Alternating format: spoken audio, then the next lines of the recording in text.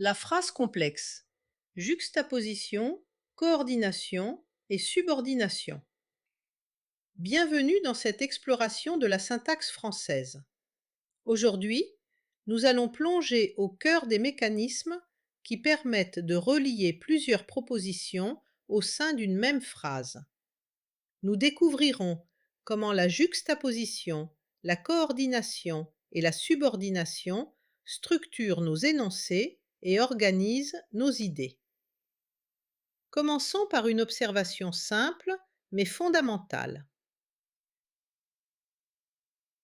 Avant d'aller plus loin, rappelons l'objectif de la syntaxe. La syntaxe s'intéresse à l'organisation des phrases. Elle cherche à comprendre comment les mots et les propositions se combinent pour former une structure cohérente. Pour représenter cette organisation, les linguistes utilisent des arbres syntaxiques. Ces arbres montrent la structure hiérarchique des phrases. Ils permettent de visualiser les relations de dépendance entre les différents éléments. Dans les diapositives qui suivent, nous utiliserons régulièrement ces arbres pour analyser les phrases complexes. Commençons par rappeler la structure de base d'une phrase simple dans la grammaire générative. Une phrase se décompose en deux éléments principaux. D'un côté, le syntagme déterminatif, noté S det, de l'autre, le syntagme verbal, noté SV. Le syntagme déterminatif correspond généralement au sujet de la phrase. Il contient un déterminant et un nom ou un pronom. Le syntagme verbal contient le verbe et ses compléments éventuels. Cette structure binaire est fondamentale. Phrase se réécrit donc comme S det plus SV. Cette règle de réécriture est au cœur de la grammaire générative. C'est la structure de base de toute phrase en français. Prenons un exemple simple. Marie dort. Marie constitue le syntagme déterminatif, le sujet. Dort constitue le syntagme verbal, le prédicat. Cette structure binaire fonctionne pour les phrases simples qui ne contiennent qu'un seul verbe. Mais que se passe-t-il lorsqu'une phrase contient plusieurs verbes? Lorsqu'on veut exprimer plusieurs idées dans une même phrase? C'est là que nous passons de la phrase simple à la phrase complexe. Nous venons de voir la structure de base de la phrase simple. Maintenant, passons à la phrase complexe. Quelle est la différence fondamentale entre ces deux types de phrases? Regardons deux exemples concrets. Premier exemple. Pierre dort. Cette phrase contient un seul verbe conjugué, dort. C'est donc une phrase simple avec une seule proposition. Deuxième exemple. Je pense que Pierre dort. Ici, nous avons deux verbes, pense et dort. Deux verbes signifient deux propositions. Nous avons donc affaire à une phrase complexe. Retenez bien cette règle essentielle. Une phrase simple contient un seul verbe conjugué, donc une seule proposition. Une phrase complexe contient deux verbes ou plus, qu'ils soient conjugués ou à l'infinitif, donc deux propositions ou plus. C'est ce critère du nombre de verbes qui nous permet de distinguer immédiatement une phrase simple d'une phrase complexe. Commençons par une observation simple. Une phrase peut parfois en cacher une autre. Prenons l'exemple Je pense qu'il viendra. À première vue, il s'agit d'une phrase ordinaire. Mais si l'on regarde de plus près, on découvre qu'elle contient en réalité deux propositions distinctes. La première proposition est je pense. La seconde proposition est il viendra, introduite par le complémentaire que devenant qu'il viendra. Ces deux propositions sont organisées dans une seule structure syntaxique. L'une des propositions contient l'autre. C'est ce qu'on appelle l'enchâssement. Prenons maintenant des exemples concrets pour bien comprendre la différence entre phrases simples et phrases complexes. Premier cas, je pars. Ici, nous avons un seul verbe, part, donc une seule proposition. C'est une phrase simple. Deuxième cas, je sais que tu pars. Cette fois, nous avons deux verbes conjugués, c'est et part, donc deux propositions. Nous sommes face à une phrase complexe. Troisième cas, et c'est important, on doit partir. Ici aussi, nous avons deux verbes, doit qui est conjugué et partir qui est à l'infinitif. Cela fait donc deux propositions et nous avons bien affaire à une phrase complexe. Le critère fondamental à retenir, dès qu'il y a deux verbes, qu'ils soient conjugués ou à l'infinitif, il y a deux propositions et on a affaire à une phrase complexe. Nous venons de voir que dès qu'il y a deux verbes, nous avons affaire à une phrase complexe. Mais toutes les phrases complexes ne fonctionnent pas sur le même modèle. Il existe en réalité trois façons différentes de construire une phrase complexe. Dans les trois cas, il s'agit de relier une protase avec une apodose. La protase, c'est l'introduction, le thème de la phrase, ce dont on va parler. L'apodose, c'est la conclusion, le propos, ce qu'on dit à propos du thème. Autrement dit, dans toute phrase complexe, on a une partie qui introduit le sujet et une partie qui apporte une information sur ce sujet. Ces deux parties peuvent être reliées de trois manières différentes. Regardons maintenant ces trois procédés. Premier cas, la juxtaposition. C'est un procédé qui consiste à séparer les deux membres de la phrase par un point-virgule ou une virgule à l'écrit ou par un changement de contour mélodique à l'oral, sans marqueur particulier, sans complémentaire, pour séparer les deux propositions. Ce procédé permet une implication sémantico-logique. On peut trouver l'hypotaxe il pleut, je reste.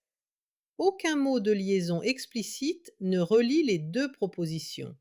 C'est le contexte et la situation qui créent le lien logique. On peut également passer par la parataxe. Il est parti, donne-moi une cigarette. Dans ce cas-là, la logique ne paraît pas évidente. Il y a une sorte de rupture. Il n'y a pas de marqueur grammatical entre les deux propositions. Elles sont indépendantes du point de vue syntaxique. La logique doit être interprétée par les connaissances et l'expérience des interlocuteurs. Deuxième cas, la coordination.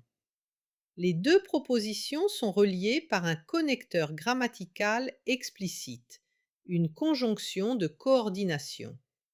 Exemple, je reste car il pleut. Le mot car marque explicitement la relation de cause entre les deux propositions. Troisième cas, la subordination ou enchâssement.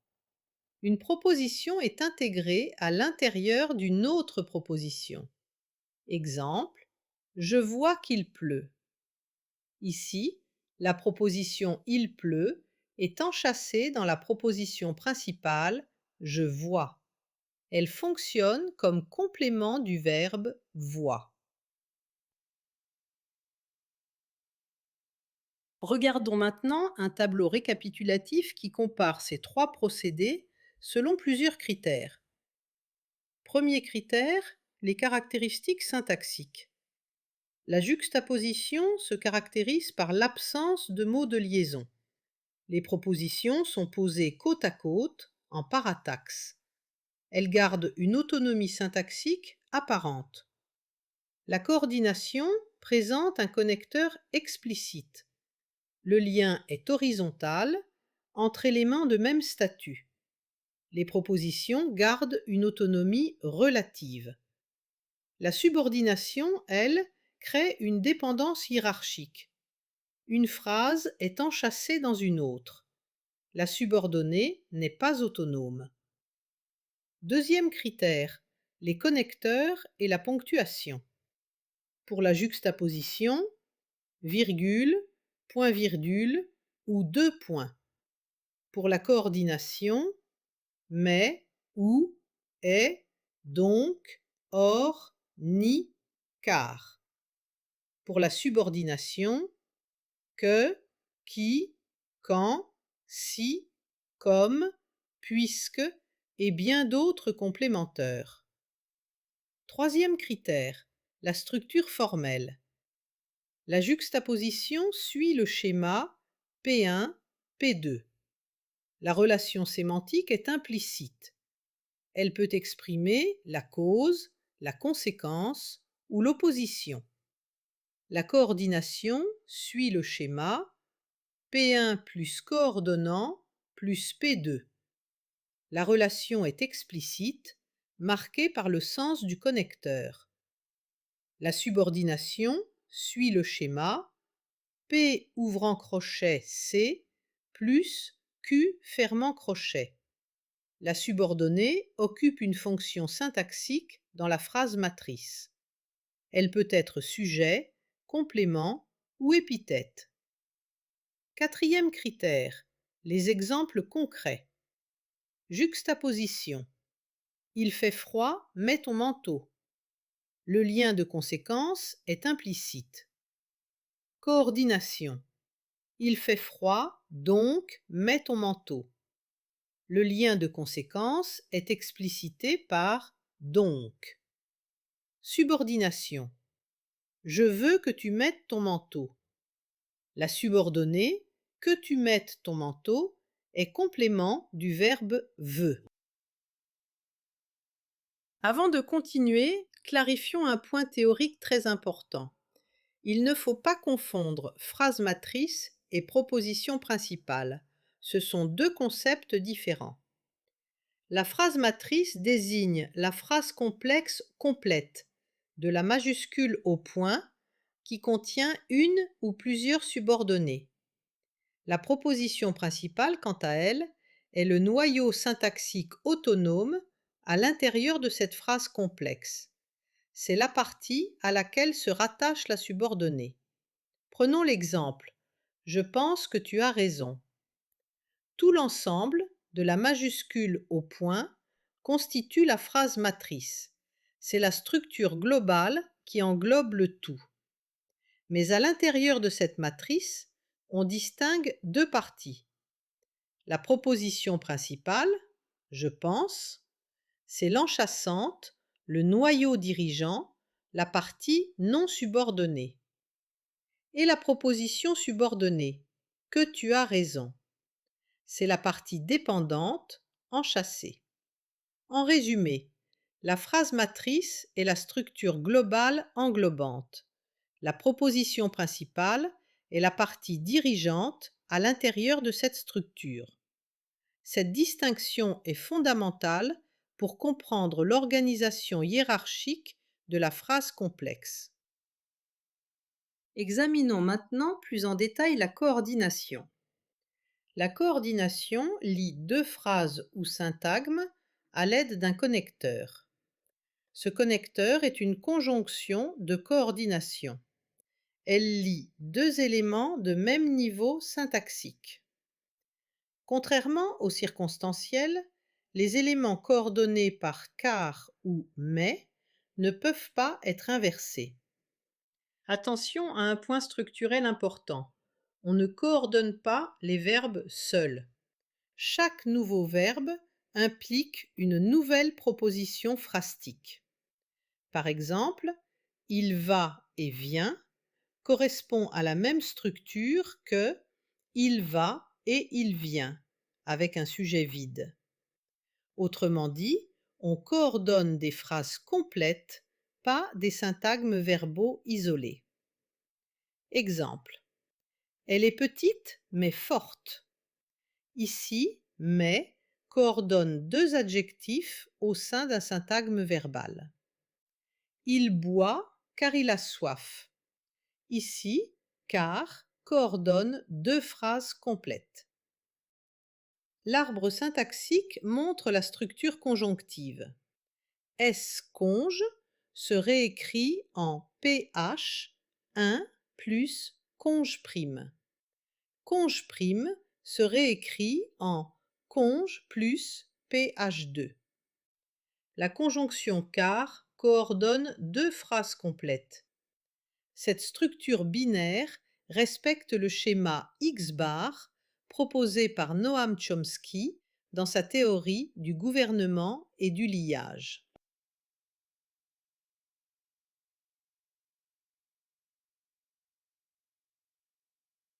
Passons maintenant à la subordination, qu'on appelle aussi enchâssement. Le principe d'enchâssement consiste à insérer une phrase à l'intérieur d'une autre. L'un des membres n'est pas indépendant, il est gouverné par une tête phrastique dans la phrase matrice. Dépendance structurelle. La phrase enchâssée, la subordonnée, dépend syntaxiquement de la phrase principale enchâssante. Elle ne peut pas exister seule, sauf en réponse à une question.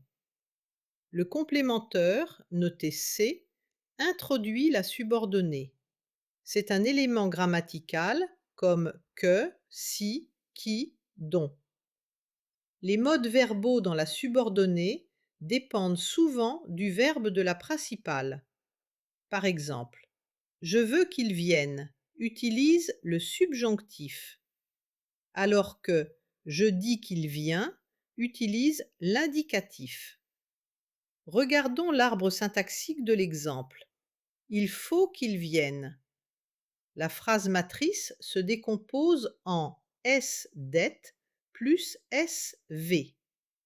Le S-det contient le pronom il impersonnel, introduit par pro sous S-det. Le SV contient le verbe faut plus le syntagme complémentaire S-comp.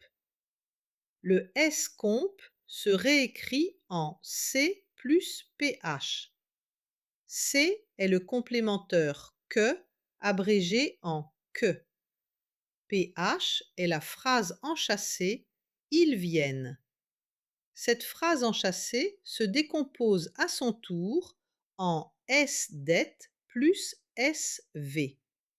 Le S-det contient pro qui pointe vers il. Le SV contient le verbe vienne au subjonctif. Cette représentation montre clairement la hiérarchie. La subordonnée est intégrée dans la structure de la principale enchâssante à l'intérieur de la phrase matrice. Il existe trois grands types de propositions subordonnées. Chaque type a une fonction syntaxique différente. Première catégorie, les relatives. Elles complètent un nom antécédent ou un pronom. Fonction, expansion du syntagme nominal, noté SN. Les outils introducteurs sont les pronoms relatifs qui, que, quoi, dont, où, à qui, duquel, auquel, avec qui, à quoi, avec lequel. La fonction du pronom relatif est d'être une épithète, un complément du nom. Les types sont restrictive ou appositive. Exemple, l'homme qui dort est mon frère. qui dort est une relative restrictive qui complète l'homme. Celui des hommes qui dort. Par ailleurs, la relative peut être détachée intonativement ou par des virgules. Cet homme, que je connais bien, ne viendra pas demain. Dans ce cas, il s'agit d'une appositive explicative. C'est parce que je le connais bien que je peux affirmer qu'il ne viendra pas. Deuxième catégorie, les complétives. Elles complètent le verbe et occupent un rôle d'argument. Fonction, expansion du syntagme verbal, noté SV. Les outils introducteurs sont les conjonctions que, ce, que, si. Les fonctions grammaticales possibles sont complément d'objet direct, complément d'objet indirect ou sujet. Le mode verbal est indicatif ou subjonctif selon le verbe de la principale. Exemple, je pense qu'il viendra ce soir. Qu'il viendra est une complétive, complément d'objet direct du verbe pense. Troisième catégorie, les circonstancielles. Elles précisent les circonstances de l'action principale. Fonction, expansion de la phrase, notée PH. Les valeurs sémantiques sont temps, cause, but, condition, concession. Elles sont mobiles dans la phrase et souvent effaçables. Exemple, quand il pourra, il partira. Quand il pourra est une circonstancielle de temps. Elle peut être déplacée. Il partira quand il pourra. Exemple d'arbre syntaxique. Pour bien comprendre ces trois types de subordonnées, regardons trois arbres syntaxiques comparatifs. Premier arbre. Une proposition relative. Exemple. L'homme qui avait un chapeau melon. La structure commence par S-det. S-det se décompose en det plus SN. SN se réécrit en N'. N' se réécrit en N plus S comp. N est homme. S comp contient la relative introduite par le complémentaire qui. La phrase enchâssée contient pro qui co-indexe avec l'antécédent l'homme. Le verbe est avait et le complément est un chapeau melon. Deuxième arbre. Une proposition complétive. Exemple. Je pense qu'il viendra. La phrase matrice se décompose en SDET plus SV. SDET contient le pronom je, introduit par pro. SV se réécrit en V'. V' contient le verbe pense plus S-comp. S-comp se réécrit en C plus PH. C est le complémentaire que, abrégé en que. PH est la phrase enchâssée il viendra. Cette phrase contient SDET avec pro, il, et SV avec le verbe viendra. Troisième arbre. Une proposition circonstancielle. Exemple. Quand il pourra, il viendra. La structure globale est PH'. PH' se réécrit en S-comp plus PH2. S-comp contient la circonstancielle quand il pourra. C est quand. PH1 est il pourra, avec SDET contenant pro, il, et SV avec pourra. PH2 est la principale, il viendra, avec SDET contenant pro, il, et SV avec viendra. Cette représentation montre que la circonstancielle est adjointe à la phrase principale et non intégrée comme argument du verbe.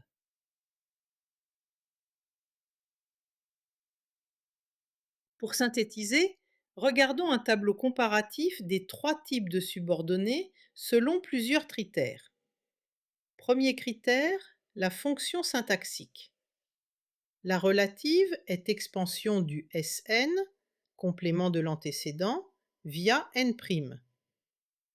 La complétive est expansion du SV, argument du verbe, complément d'objet direct ou sujet. La circonstancielle est expansion de PH, complément de phrase facultatif. Deuxième critère, la structure syntaxique. La relative suit escompte se réécrit C plus PH enchâssé sous N'. La complétive suit escompte se réécrit C plus PH enchâssé sous V'. La circonstancielle suit escompte se réécrit C plus PH adjointe à PH. Troisième critère, les complémenteurs et connecteurs.